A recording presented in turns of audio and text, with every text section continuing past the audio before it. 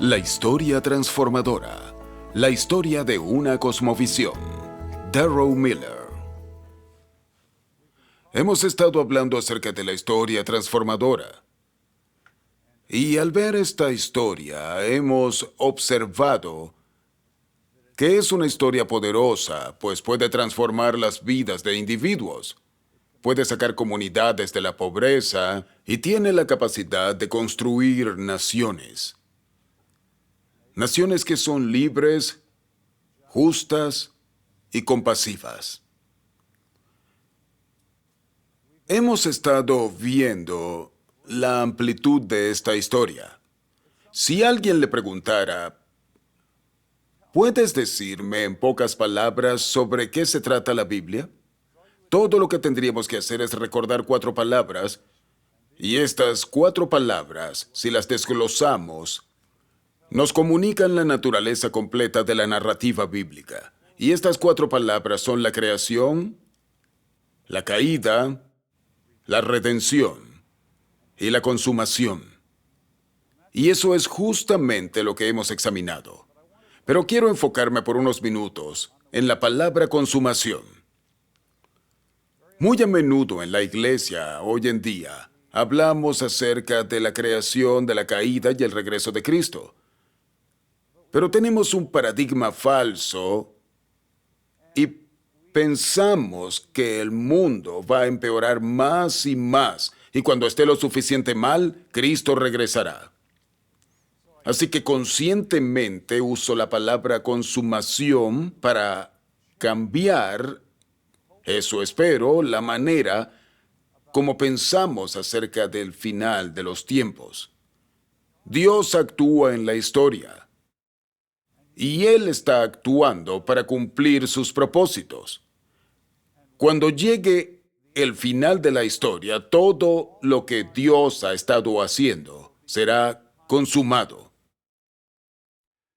Recuerdo que hace algunos años trabajaba para la Fundación contra el Hambre. Mi amigo Dave Evans me pidió que fuera a visitarle en Bolivia.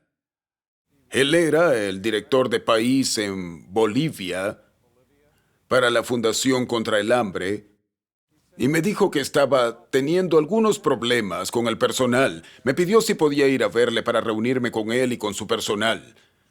Así que le dije que sí, volé a Bolivia y cuando llegué le pregunté cuál es el problema. Y me dijo, el problema es que mi personal es cristiano. Yo le dije, ¿por qué eso es un problema? Eso es algo bueno.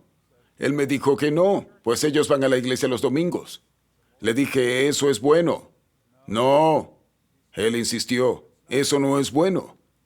¿Por qué? Porque en la iglesia el pastor predica de cómo las cosas se van a poner más y más mal cada día, y cuando empeoren lo suficiente, entonces Jesús regresará. Esa misma gente viene a trabajar el lunes para la Fundación contra el Hambre y los enviamos a las comunidades.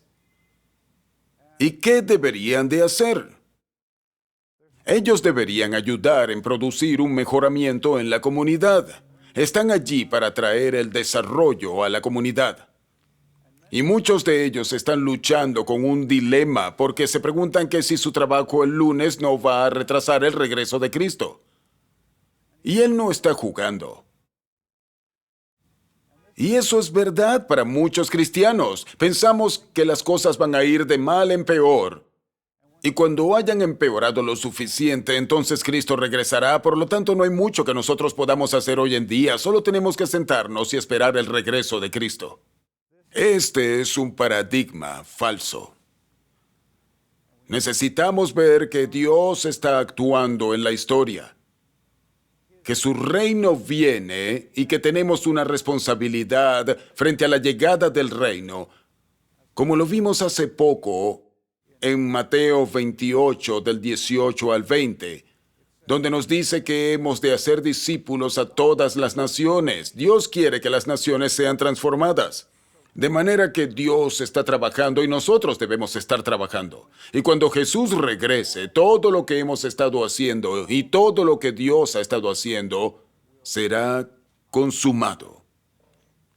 De modo que esta es la amplitud de la narrativa bíblica. Pero la narrativa también tiene una profundidad. Y este es el significado de la historia. Toda cultura tiene una historia. Y toda cultura responde a ciertas preguntas. Preguntas tales como ¿qué es lo verdadero? ¿Qué es lo bueno? ¿Y qué es lo hermoso? Y la Biblia responde a estas preguntas. Muy a menudo, como cristianos, no pensamos en estos términos, pero deberíamos hacerlo porque la Biblia no solo tiene amplitud, sino que también tiene profundidad. Responde a las preguntas básicas de la vida. Así que, ¿qué es bueno? ¿Qué es verdadero? ¿Y qué es hermoso? La Biblia también plantea y responde a preguntas tales como ¿qué significa ser humano? ¿Hacia dónde avanza la historia? ¿Y cuál es la naturaleza de la creación? De modo que la Biblia tiene amplitud y tiene profundidad. La profundidad es la cosmovisión. La profundidad explica el significado de la historia. Ahora, en este gráfico podemos ver tres cosmovisiones muy diferentes. Si usted piensa en todas las religiones del mundo, y si usted piensa en todas las filosofías que hay en el mundo y las destilara para obtener su esencia, usted tendría tres posibilidades básicas. Tendrías el animismo, el secularismo y el teísmo bíblico. Es como ocurre con las bebidas. Puedes tener leche, gaseosa y vino. Todos son líquidos que puedes beber. Son bebidas de una u otra clase, pero son muy distintas. Por ejemplo, tienes muchos tipos de leche: deslactosada, leche con chocolate, leche con fresas, o puedes tener leche entera. Pero ¿qué es lo que hace a la leche ser leche? Hay miles de tipos diferentes de vino. Pero ¿qué es lo que hace al vino ser vino? ¿Y qué es lo que hace que una gaseosa sea gaseosa? Lo que tienen en común es que son líquidos y son bebidas y las disfrutamos. Pero es esa pequeña cosa que resulta cuando reduces tu análisis a lo esencial, lo que finalmente distingue al vino de un refresco o de la leche. Y es a ese nivel que estamos cuando hablamos sobre la cosmovisión. Una persona puede pasar toda su vida estudiando filosofía o religión y nunca poder examinar todas las religiones y las filosofías que existen en el mundo. Pero si uno observa las tres formas básicas, has cubierto todas las bases. Si observas estas tres cosmovisiones, son la destilación de todas las religiones y las filosofías del mundo. La primera cosmovisión es el animismo. Y los animistas creen que el universo es en última instancia espiritual. De hecho, algunos animistas llegan incluso a afirmar que esta realidad, esto aquí, es una ilusión. Ese es el hinduismo. El hinduismo observa el mundo en que habitamos y exclama que este mundo no existe, es solo un sueño en la mente de Dios. Es como cuando uno duerme por la noche y está soñando y piensas que lo que sueñas es real y luego despiertas y te das cuenta de que solo estabas soñando. Para ellos todo esto es un sueño en la mente de Dios. Lo que importa es el ámbito espiritual, el ámbito físico o no existe o no es importante. Los secularistas tienen una percepción totalmente distinta. Ellos creen que no existe una realidad espiritual. Dios no existe, ni existen los ángeles, ni los demonios. Lo único que es real es la naturaleza. Y los seres humanos son solo parte de la naturaleza. Hemos llegado a existir por medio de la evolución Pero lo que en el fondo somos es materia.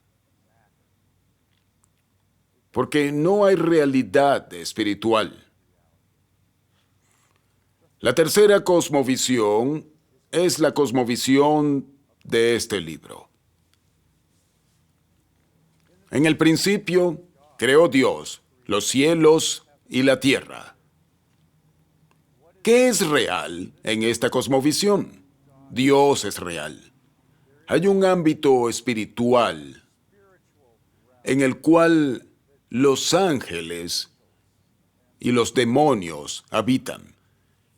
Y Dios creó un universo físico que es real, y Él declaró que era bueno. Y este ámbito espiritual y este ámbito físico no están separados, sino integrados. Hay una relación entre lo espiritual y lo físico. Estas tres diferentes cosmovisiones ven a los seres humanos de forma radicalmente distintas. Ellos también consideran el tiempo y la historia de una manera muy distinta. Y por igual consideran a la naturaleza de la creación de manera distintas, radicalmente distintas. Lo que nos gustaría hacer en los próximos minutos es comenzar a examinar cómo estas tres cosmovisiones consideran al hombre, a la historia y a la naturaleza en formas tan radicalmente distintas. Comenzaremos a ver en lo que significa ser un ser humano. Y veremos cómo el animismo observa al hombre y a la mujer y nos dice que fundamentalmente son seres espirituales. Alguien ha dicho, lo que somos como seres humanos es como un fantasma que habita en una máquina, pero que lo verdaderamente real es el espíritu. En las sociedades animistas, los espíritus habitan en animales, habitan en los bosques, en los árboles y habitan en los seres humanos. Entonces, ¿qué significa ser un ser humano? Significa tener un espíritu. Por otra parte, el secularista afirma que no existe el ámbito espiritual. Así que, ¿qué significa ser un ser humano? Ser un animal. Hemos representado esta idea con una boca y un estómago. Somos consumidores de recursos como cualquier otro animal. Pero en el fondo, no tenemos alma, no tenemos espíritu. Lo único que tenemos es un cuerpo, y cuando morimos, todo se acaba. Ahora lo que queremos hacer es examinar el concepto bíblico de lo que es ser un ser humano. Me gustaría, antes de empezar la siguiente sesión, que piense cuál es la historia que anima a su cultura. No importa cuál sea su país, tiene una historia cultural. ¿Es esta historia de concepción animista, secular o bíblica? ¿Y cómo esta cosmovisión le afecta personalmente a usted?